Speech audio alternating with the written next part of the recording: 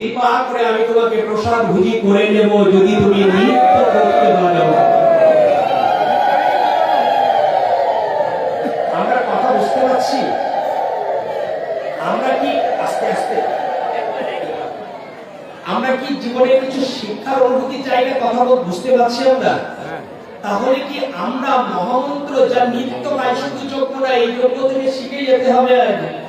এই নাসিরনগর ব্রাহ্মণবাড়িয়া যে যজ্ঞের কমিটিবৃন্দ যে আলোচনার মতো অনুভূতি ছড়িয়ে দিচ্ছে, তার জায়গায় আমরা দুয়ারে দাঁড়িয়ে গেছি।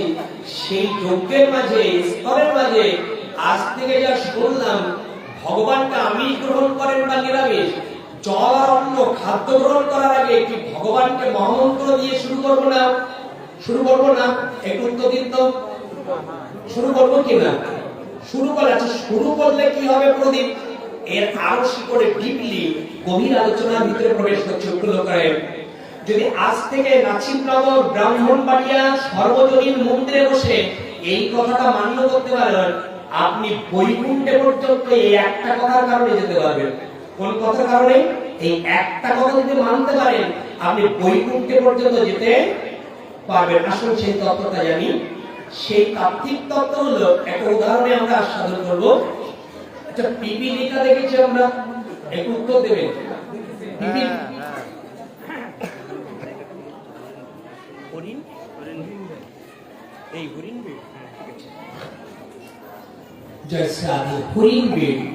একটু লক্ষ্য করবো, আমরা বলেছি নিবেদন তত্ত্বটা, লক্ষ্য তত্ত্বটা যদি পৌঁছাতে যান, এই একটা কথার কারণে যদি ধারণ করতে পারেন, আপনি বৈকুণ্ঠে যেতে দুটি ভাব এনে জাগ্রত হচ্ছে। একটু লক্ষ্য করবো, তাহলে সনাতনী এখানে যারা যোগ্য হচ্ছে এবং যোগ্য হচ্ছে না, নিত্য বাড়ি গ্রহণ করি যে খাদ্যটা, ওই খাদ্য ভগবানকে না দিয়ে, ভগবানকে স্মরণ না করে যদি নিত্য গ্রাস করি, সেটা ধর্ম হয় না অধর্ম হয়? একটু উত্তর দিন। ভগবানকে না দিয়ে, ভগবানকে না স্মরণ করে যে বস্তু খাদ্য গ্রহণ হয়, ওটা ধর্ম হবে না অধর্ম হবে? আচ্ছা, যদি ওটা, এই কথা বলবেন, খুব আনন্দ পাচ্ছি। এই যে অর্থ দিয়ে আপনারা বলছেন, এটা আমার আনন্দ দিচ্ছে। এর অর্থ দিয়েছে, তাহলে আমরা সনাতনী যারা আছি, যারা প্রসাদ ভুজি, নিরামিষ ভুজি বা এর স্তরে গেছেন, তারা স্তর ঠিক রেখেছেন। কিন্তু এখানে যদি আমরা যোগ বা বিয়োগ করি, সন্ধিক্ষণ করি, 100 ভাগের মধ্যে একটু লোক 90% সনাতনীরা ভগবানকে নিবেদন করে গ্রহণ। কয় ভাগ বলেছি? 90%। 90% সনাতনী যদি ভগবানকে নিবেদন না করে, তাহলে আমরা কোন ধর্ম করছি? এত প্যান্ডেল, এত গেট, এত লাইট, এত হরিনাম, পরদিন যদি গোবিন্দের নামের যে প্রসাদটা, যে শক্তিটা গ্রহণ করব, সেখানে যদি গোবিন্দকে নিবেদন না করতে পারে, এটা ধর্ম হয় না অধর্ম হয়? তাহলে আমরা কোন পথে চলছি? একটু লক্ষ্য করুন তো। এবার আপনাদের ভিতরে উক্তি দেবে, একটু লক্ষ্য করবেন। সমাধানের একটু তত্ত্ব শুনুন। এই তাত্ত্বিক তত্ত্বটা আস্বাদন করে দিয়েছে। ভগবানকে নিবেদন করা বা স্মরণ করার কথা বলছে প্রদীপ, এটা আমরা মেনে নিলাম। কিন্তু তত্ত্ব হলো, আমরা তো এখন প্রসাদ ভুজি হতে পারি, এটা আমরা কি করে নিবেদন? কি এই কথাটি সবার ভিতরে আছে কিনা? আছে। যদি আমরা নিবেদন করতে যাই প্রদীপ, আমরা তো আমরা প্রসাদ ভুজি হতে, কি কথাগুলো যথার্থ অনুভব হচ্ছে কিনা? যিনি, আবার একটু টেনে এনে বলি, যিনি মৎস্য গ্রহণ করে বা পেঁয়াজ রসুন দিয়ে গ্রহণ করে, ওই বস্তু খাদ্যের সময় নিবেদন করা ঠিক। তাহলে একটা মানুষ কোন দিকে যাবে? এইগুলো যদি খায়, তাহলে নিবেদন করা যাবে না। আমি আবার প্রসাদ ভুজি হতে পারছি না, তাহলে আমার জীবনটা কোন দিকে যাবে? চিন্তা করবেন। শুধু জীবনকে জন্ম নিলাম, আমার মৃত্যুবরণ করতে হবে, কিন্তু চিন্তা করতে হবে আমাদের লক্ষ্যে আমাদের একদিন পৌঁছাতে হবে। এই জন্য জীবনকে তৈরি করার জন্য ভগবতের প্রয়োজন, শাস্ত্রের প্রয়োজন, আদর্শ গুরু বা আদর্শ সাধুর প্রয়োজন। এই স্তর একটু লক্ষ্য করবেন।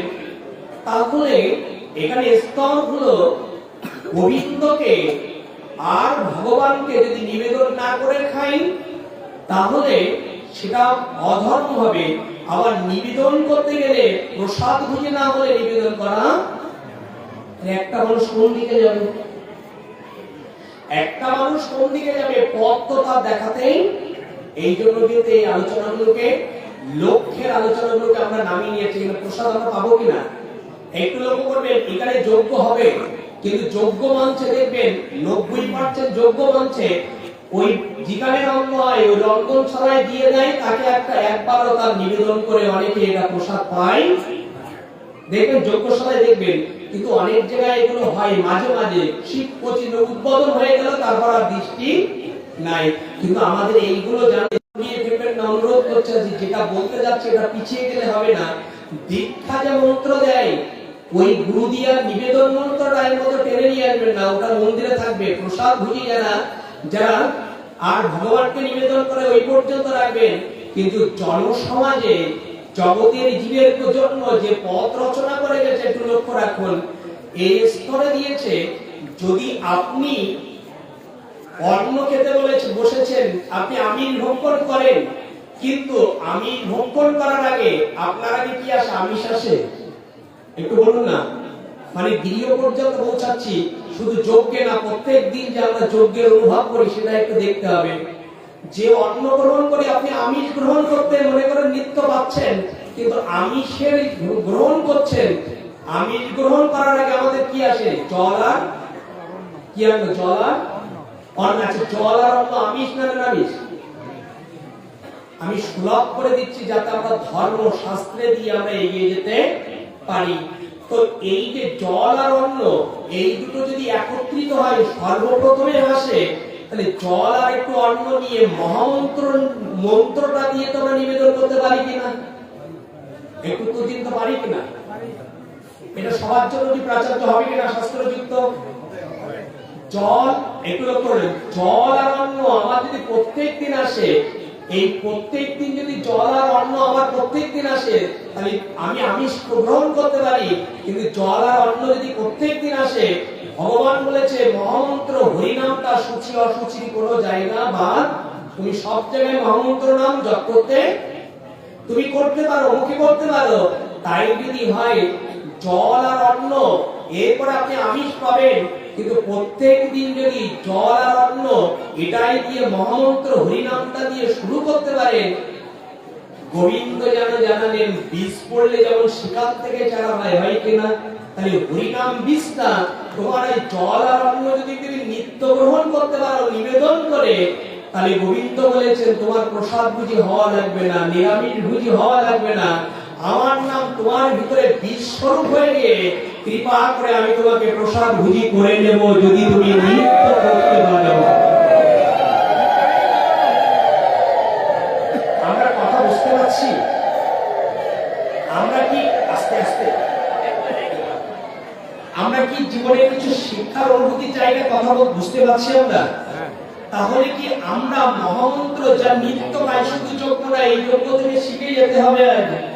এই নাচিরনগর ব্রাহ্মণবাড়িয়া যে যজ্ঞের কমিটিবৃন্দ যে আলোচনার মতো অনুভূতি ছড়িয়ে দিচ্ছে, তার জায়গায় আমরা দুয়ারে দাঁড়িয়ে গেছি।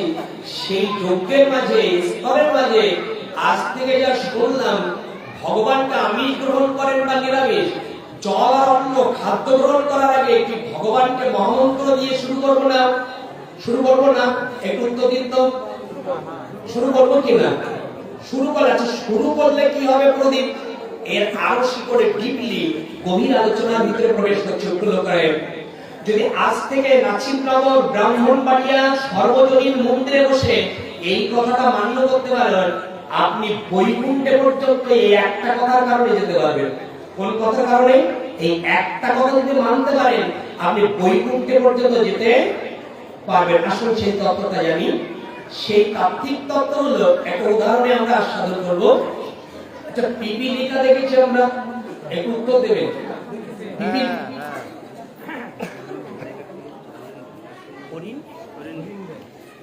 এই হরিণ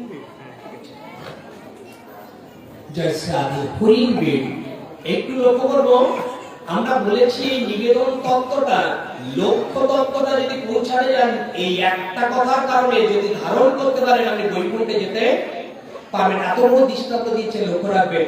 আমরা পিপিলিকা দেখেছি, একটু কথা বলবেন। আমরা পিপিলিকা দেখেছি তো, পিপিলিকা দেখেছি। পিপিলিকা কার সঙ্গে যুক্ত থাকে? মিষ্টির সঙ্গে। এই মিষ্টির সঙ্গে ওরা যুক্ত থাকে। আমেরিকাবাসী, খুব মন দিয়ে শুনবেন কথাগুলি, আমেরিকাবাসী বাংলাদেশে এসেছে। তো বাংলাদেশে আসার পরে উনি ফ্লাইট শেষ চলে যাবে, উনি ময়নার দোকানে গিয়ে বলেছেন আমার 2 কেজি মিষ্টি দাও, টাইম মাত্র আধা ঘন্টা।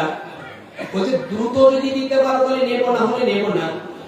ময়না কি করেছে, 2টো লাল কালো বড় বড় পিঁপড়ে, যেটা ডেই পিঁপড়ে বলে, কালো পিঁপড়ে, উনি কি করেছে কার্টুনের ভিতরে 2 কেজি সন্দেশের মধ্যে যিনি লেগে আছে যে পিঁপড়েটা, ওই সহ কার্টুনের মধ্যে বন্দি করে দিয়েছে।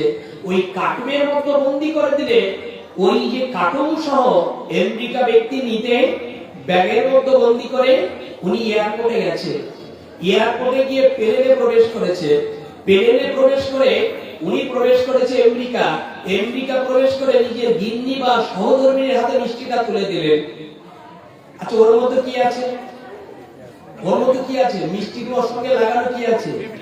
পিপিলিকা। এবার ব্যাখ্যায় আসুন। আচ্ছা, আপনি আর আমি এয়ারপোর্টে যেতে হলে আইডি কার্ড ছাড়া কি এয়ারপোর্টে ঢুকতে দেবে? একটু বলুন না, দেবে কি? আইডি কার্ড ছাড়া এয়ারপোর্টে ঢুকতে দেবে? আচ্ছা, এই পিপলের কোনো মানে আইডি কার্ড লেগেছে? এটা লাগলো না। এক। আচ্ছা, বিমান আপনি আমি যদি উঠতে যাই বিমানে, টাকা ছাড়া, বিমানের টিকিট ছাড়া উঠতে দেবে? এই পিপলের কিছু কি লেগেছে? একটু বলুন না। তৃতীয় স্তর, আমেরিকার বাসিন্দা আপনি আমি হতে পারবো এই জীবন চাইলেও সহজে। এই পিপলেটা কোথায় গেছে? আমেরিকায়।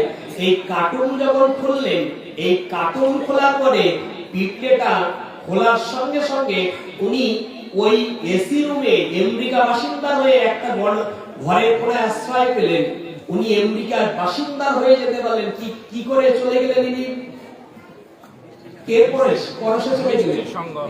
মিষ্টির সঙ্গে পরশে তিনি আমেরিকার বাসিন্দা। এই তো সুন্দরভাবে বুঝেছেন। যদি একটা মিষ্টির লোভে, এই মিষ্টির লোভে আইডি কার্ড না লাগতে পারে, বিমান ধরা না লাগতে পারে, সেই জায়গায় কোন বাসিন্দা হতে গেলে কোন বিনা চেষ্টায় যদি প্রবেশ হয়, শুধু মিষ্টির সঙ্গে লেগে থাকলে, আমার গোবিন্দ শ্রীমদ্ ভগবত গীতায় 8ম অধ্যায়ে ব্রহ্ম অক্ষর থেকে এই তত্ত্ব দিয়েছে। আমরা আলিঙ্গনে একটু পরে করেন ভাবে যুক্ত করে দেব, সুযোগ করে দেব আপনাদের, আমরা আপনাদের সুযোগ করে দেব। একটু লক্ষ্য রাখুন, একটু তত্ত্ব আস্বাদন করুন।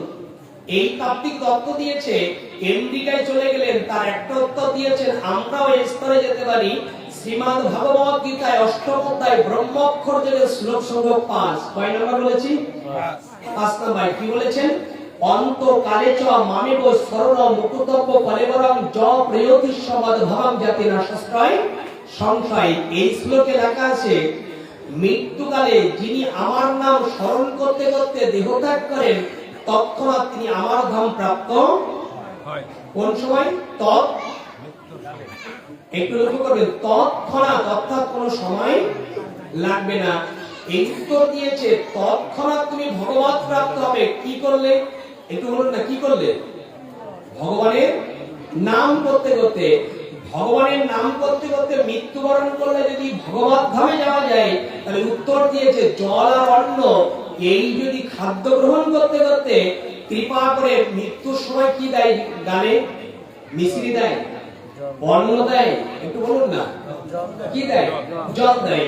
আচ্ছা, জল যদি দেয়, আর ওই জলটা যদি আমরা প্রত্যেকদিন খাওয়ার আগে যে জলটা আসে, ওই জলটা যদি আমরা প্রত্যেকদিন গোবিন্দের নাম, মহামন্ত্র নাম নিত্য গালে দেওয়ার আগে যদি নিবেদন করি, অন্ধকারে যদি অন্ন দেয়, বিদ্যুৎটা জ্বলছে, এই বিদ্যুৎটা যদি হঠাৎ করে নিভে যায়, মাখানো হাতের মাখানো অন্নটা কপালে যাবে না মুখে যাবে? একটু বলুন না, কোথায় যাবে? মাখানো অন্ন, বিদ্যুৎ আছে, হঠাৎ করে বিদ্যুৎ চলে গেছে, মাখানো অন্নটা আপনার বদলে যাবে না কপালে যাবে না মুখে যাবে? কোথায় যাবে? আচ্ছা, অন্ধকারে তো সাপেও দেখতে পারে না, তাহলে মুখে যাবে কেন? একটু উত্তর দিন না, কেন যাবে? বলে ছোটবেলা থেকে মাখানে অভ্যাস। ছোটবেলা থেকে মাখানো অভ্যাস যদি হাত মুখে যেতে পারে, তাহলে ছোটবেলা থেকে যদি নিবেদন অভ্যাস থাকে, যদি সন্তান গালে জল দেয়, তাহলে কোন নাম মনে আসবে? আমরা কথা বুঝতে পারছি, এক নিবেদনের ফলে আপনি বৈকুণ্ঠে যাবেন। এতটুকু যদি লক্ষ্য আমাদের না থাকে, আমাদের চৈতন্য জ্ঞান কি করে হবে? যদি অন্ধকারের মতো সাপে দেখতে পারে না, অভ্যাসের কারণে যদি হাত মুখে যায়, আজকে তো যদি কোনো ব্যক্তি বুঝে থাকেন তাহলে শুনে রাখেন, যদি নিবেদনটা ভগবানের নাম আপনি দিয়ে শুরু করতে পারেন, মৃত্যুর সময় যদি জল দেয় আর জল দিতে রোগান্বিত হতে পারেন, বেদিগ্রস্ত হতে পারে, চিৎকার করতে পারেন, কিন্তু ছোট ছেলে বড় ছেলে জল দিলে ওই ছোটবেলার অভ্যাসটা তোমার জল গিলতে বা দিতে তোমার হরিনাম মনে এসে, আর যখন মনে এসে যাবে, গোবিন্দ বলেছেন নাম করতে করতে যদি মৃত্যুবরণ করে যাও, ব্যভিচারী করলেও, পাপী হলেও, হত্যা করলেও, যদি মৃত্যুর সময় তুমি নাম মনে রাখতে পারো, আমি সব পাপ ক্ষমা করে দিয়ে আমি তোমার কৃপা করে স্মরণে রাখবো। কি তত্ত্ব দিয়েছে প্রদীপ, সাবধান থাকো, শাস্ত্র দিয়ে বলো, শাস্ত্রে ভাই আসতে একবার উত্তর দিয়েছে, আস্তে আস্তে উত্তর দিয়েছে, আসতে বলেছি একবার, উলুধ্বনি একবার, উত্তর দিয়েছে, শাস্ত্রে বিধান উত্তর দিয়েছে। যদি আপনি আজ অভ্যাস করতে পারেন, অজামিলে পাপী ছিল না অপাপী ছিল? শ্রীমদ্ ভাগবত অজামিলে পাপী ছিল, তিনি পশু হত্যা করতেন, ব্যভিচারিণী করতেন, কিন্তু নিজের ছেলের নাম ছিল নারায়ণ, ওই নারায়ণের নাম থেকে সে যদি ভগবত বৈকুণ্ঠে লেগে যেতে পারে, আর যদি আপনি নিবেদন করতে পারেন এই অভ্যাসের ফলে, গোবিন্দের নাম যদি আপনি নিজে নিতে পারেন, অজামিলের মতো তুমিও কৃপা করে বৈকুণ্ঠের লোক প্রাপ্ত হতে পারবে। এখন যে তত্ত্ব, এই নিবেদন ছাড়া, আমরা এই নিবেদন ছাড়া কি গ্রহণ করা যাবে? নিবেদন ছাড়া কি গ্রহণ করা যাবে? উত্তর দিন তো। অনুরোধ করে গেলাম, এত যোগ্য, এত টাকা খরচ, এই কমিটি কিন্তু তখন আনন্দ পাবে, এই হরিণবেড় গ্রামের যে যোগ্য তখন আনন্দ পাবে, এর মতো যদি একটা কথা আপনারা মেনে চলতে পারেন। আমি অনুরোধ করে গেলাম, এর আরো ডিপলি যাওয়া যাবে, কিন্তু আমার সময় নেই। আমরা লক্ষ্য নিয়ে আলোচনা, এদিকে আমাদের লক্ষ্য দিয়ে দরকার কিনা একটু বলুন তো, বলুন না, এইটুকু কথা কি লক্ষ্য দিয়ে দরকার? কি বলেছে এতক্ষণ? লক্ষ্যের মতো কি আলোচনা ছিল? আমরা নিবেদন করে খাদ্য গ্রহণ করব, আর লক্ষ্য রাখা উচিত যে দলগুলো শাস্ত্রযুক্ত না, আমাদের সেই দলে যদি রূপবান হয়, গাইতে পারে, নাচতে পারে, ওই দিকে যেন আমরা না, কথা বুঝতে পারছি? আমরা এই লক্ষ্য দৃষ্টি রাখা দরকার। এরপরে কি বলেছিলাম আমরা? তিনটে আলোচনার বিষয়বস্তু ছিল। কি বলেছিলাম দ্বিতীয় আলোচনা? মনে আছে আপনাদের? এইগুলো ধ্যান, মানে কি বলেছি আর মনে নাই, কিন্তু এর দ্বিতীয় আলোচনাটা ছিল আমাদের যোগ্য, মনে আছে তো? আমি বারবার বলছি, আমি আলিঙ্গন করার সুযোগ করে দেব। আসুন, আমাদের পিছনের যে ব্যক্তি আছে তারা ধ্যান ভঙ্গ হচ্ছে, আপনারা আলিঙ্গন করবেন, আমি সেই যুক্ত করে দেব। আমি অনুরোধ করলাম যে কৃপা করে আমাদের উদ্ধব দাদা আছে কমিটির, তার অনুরোধ করবো আমরা আধা ঘন্টা আগে যেন বলা হয়, এই তত্ত্বের অনুভব করবেন, এই তাত্ত্বিক যজ্ঞ। আচ্ছা, যজ্ঞ কাকে বলা হয়? আগামীকাল যজ্ঞ হবে তো? একটু বলুন না, যজ্ঞ হবে কিনা? কি আলিঙ্গন করতে মানা করছি তো, রাত করবেন না দয়া করে। কেন করছি জানেন? পিছনে যে ব্যক্তি আছে আপনার ধ্যান ভঙ্গ হচ্ছে, এই জন্য আলিঙ্গন করা। আমি পাটের মতো দিয়ে আপনি আলিঙ্গন করবেন, কাঁদবেন, যে যাচ্ছি সেই দিকে, একটু বসেন। উত্তর দিয়েছে যজ্ঞ, এখানে যজ্ঞের তত্ত্ব দিয়েছে, একটু লোকের যজ্ঞ যারা করছেন খুব মন দিয়ে শুনে নিন। উত্তর দিয়েছে আমাদের শ্রীমদ্ ভাগবত নয়, চৈতন্য চরিতামৃতে উত্তর দিয়েছে, একটু লক্ষ্য করুন। বলেছেন আমাদের, সেটা আদি লীলায় সপ্তম পরিচ্ছদে আমাদের ৮০ পয়ের উত্তর দিয়েছেন। বলেছেন তিনি, কৃষ্ণ নাম হইতে হয় সংসার মোচন, কৃষ্ণ নাম হইতে পায় শ্রীকৃষ্ণের চরণ। এবার উত্তর দিয়েছে লোক আদি লীলায় সপ্তম পরিচ্ছদ উত্তর দিয়েছে, বহু জন্ম পরে যদি শ্রবণ ও কীর্তন, কাল যারা শ্রবণ করবে আর কীর্তন করবেন লিখে নিয়ে যান শাস্ত্র দিয়ে। আজ রসে বা ভক্তি দিয়ে ঢুকতে পারছে না, কারণ এগুলো দরকার। বহু জন্ম পরে যদি শ্রবণ ও কীর্তন তাহাতে না পায় কৃষ্ণের পদে প্রেম ধন। বলছে তিনি ভগবানকে পাওয়া দূরের কথা, কোটি জন্ম যদি এরকম শ্রবণ আর কীর্তন করো, তা থেকে গোবিন্দকে পাবে। এই যজ্ঞ করতে বসেছেন। চৈতন্য চরিতামৃতে কি দেখাচ্ছে দেখে নিন। দ্বিতীয় পায়ের উত্তর দিয়েছেন, এক কৃষ্ণ নামে করে সর্বপাপ নাশ, প্রেমের কারণ ভক্তি করেন প্রকাশ। কোটি জন্মে যাতে ভগবানকে নাম শ্রবণ করে কীর্তন করে ভগবত প্রাপ্ত হওয়া যাচ্ছে না, আবার ওই চৈতন্য চরিতামৃতে বলছে একবার কৃষ্ণ নামে সব পাপ ক্ষয় হয়ে গোবিন্দের চরণে যাওয়া। এই কি তত্ত্ব, কি তত্ত্ব, কেন লিখলেন এই কথাগুলি? যদি চৈতন্য চরিতামৃতে থেকে থাকে আপনারা দেখবেন আদি লীলায় অষ্টম পরিচ্ছদের বর্ণনা করেছেন। উত্তর দিয়েছে বহু জন্ম করে যদি শ্রবণ কীর্তন পাই জন্ম। তাহলে এখানে যদি 49 বছর বারবার বলা হচ্ছে এটা ভালো দিক, 49 কোটি বছর যোগ্য হলেও ওই যোগ্যে উদ্ধার হওয়া যাবে না যদি যোগ্যতা সেই যোগ্যে না। এই দেখো তত্ত্বটা দেখাচ্ছি, অনুভব করে নিন। এই অনুভূতি জায়গায় এই যোগ্য হবে এখানে। আচ্ছা যোগ্য হবে এই জায়গায় দাঁড়িয়ে আমরা আস্বাদন করব এই যজ্ঞে আমাদের এরকম 49 বছর যজ্ঞ হচ্ছে, কিন্তু তাতে আমরা কোনো পরিবর্তন হতে পারছি। দেখো অনেক গ্রামে আর যজ্ঞ হচ্ছে, কিন্তু যজ্ঞের পরে কেউ কৃপা করে একটু জপমালা নিচ্ছে না, প্রভাতে উঠে কীর্তন করছে না, তিলকদেরকে হরে কৃষ্ণ জয় রাধে বলছে না, সাধুগুরুর চরণে যুবকরা পড়ে যাচ্ছে না। তাহলে এই যজ্ঞ লক্ষ টাকা খরচ করে আমরা কি করছি? এইগুলো দৃষ্টি আমাদের রাখা দরকার। লক্ষ্য থেকে আমাদের এই গতির পথটা আলোচনার বিষয়। এই তত্ত্ব আস্বাদন দিয়েছে আমাদের চৈতন্য চরিত্রের কিছু তত্ত্ব আমরা আস্বাদন করছি, অনুভব করবেন। কালকে যজ্ঞ হবে, এই যজ্ঞের আস্বাদন শ্রবণ করুন। এটা দুই ভাগে বিভক্ত হয়ে গেছে।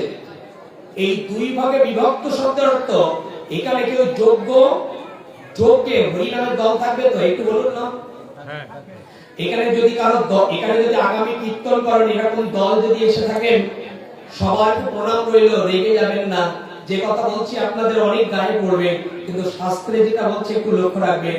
অনুরোধ করবো, রাগ করবেন না। যারা ভক্ত শ্রবণ করবেন তাদেরও ভিতরে এটা অনেক ভয় হয়ে যাবে, কিন্তু আমাদের পরিবর্তনের জায়গায় দাঁড়িয়ে একটু ব্যথা দিচ্ছে, একটু লক্ষ্য রাখবেন। এই তত্ত্ব দিয়েছে হরিনাম কেউ করবে আর হরিনাম কেউ শ্রবণ, একটু হরিনাম কেউ করাবে আর কেউ শুনবে, দুই রকম তো একরকম।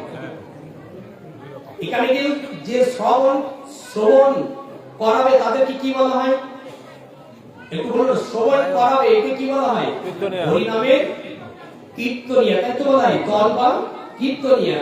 তো এদের দল বা কীর্তনিয়া বলা হয়, আর যারা শ্রবণ করবে তাদের কি বলা হয়? ভক্ত বা শ্রোতা, তাই তো বলবে। ভক্ত বা শ্রোতা বা বৈষ্ণব বা সাধু এসে শ্রবণ করে, এই দুটি জায়গায় দাঁড়িয়ে উত্তর দিয়েছে বহু জন্ম করিলে শ্রবণ কীর্তন তাহাতে না পায় কৃষ্ণের পদে প্রেম ধন। কথাগুলো একটু হৃদয় নিন, একটু পুরো রহস্যের ভিতরে প্রবেশ করছি। কিছু কিছু তথ্য নিন। এই তথ্য হলো আমাদের ভাগবতে উচ্চারণ করেছে, আপনি যদি শুভ কর্ম করেন আর যজ্ঞ করেন, তপস্যা করেন, পূজা করেন, পার্বণ করেন, সর্বপ্রথমে আমাদের কি করা উচিত? কি দিয়ে শুরু করা উচিত? পার্শ্ববর্তী ধর্মের একটু লক্ষ্য করবেন, তারা যেমন কোনো কিছু করার আগে সন্ধ্যায় যদি তাদের প্রার্থনা করে, তার আগে কি করে? একটু বলুন না, কি করে?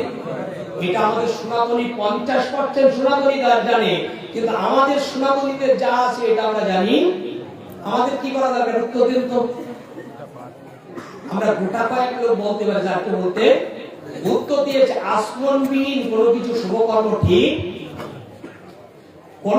কৌশিক নদী তটে ভাগবতে নিন, কৌশিক নদীর তটে সিংহী পরীক্ষিত মহারাজকে অভিশাপ করবে, কিন্তু জলে দাঁড়িয়ে আছে, কিন্তু বললেন আমি যদি এইভাবে অভিশাপ করি তাহলে এটা পুরস্কৃত হবে না। কৌশিক নদীর তটে সিংহী লোমসঙ্গীর পুত্র, এই যে সৌমিক মুনির পুত্র, উনি জলে দাঁড়িয়ে আসমন করে তারপর অভিশাপ দিলে সেই অভিশাপ কাজে লেগেছিল। যদি আসমন বীর অভিশাপ দিত তাহলে ওই অভিশাপ কাজে। যদি এটাই হয় তাহলে এই যোগ্য যারা কীর্তন করবেন নিজে আশ্রিয় ধর্ম অপরকে শিখায় চৈতন্য মহাপ্রভু, তাহলে এখানে যারা যোগ্য কীর্তন শোনাবে তাদের কি প্রত্যেকের আসমন করা দরকার হবে কিনা? কি একটু লক্ষ্য করতে পেরেছি? তাদের এই যারা যোগ্য শ্রবণ করাবে, কীর্তন শ্রবণ করাবে, তার আগে তাদের পবিত্রতা, তাদের শৌচতা এবং তাদের ভিতরে যে আসমনটা তার আগে করা দরকার না? কি করা দরকার না? আচ্ছা, প্রস্রাবের পরে জল নিলে পবিত্র হয় না অপবিত্র হয়? আরে আমরা যাদের যে দলের মুখে হরিনাম শুনবো তাদের পবিত্রতা দরকার না দরকার না? ও সুন্দর কণ্ঠ হতে পারে, গাইতে শুনতে পারতে পারে, রূপ দেখতে পারতে পারে, কিন্তু ও যদি প্রস্রাব করে জল না নেয় আর যদি আসমন না করে, এই আসলে তার কণ্ঠে নাম শোনা যাবে? আর যদি কার নাম শুনি তাহলে কি হবে? কোটি জন্ম করিলে হরিনাম সংকীর্তন তাহাতে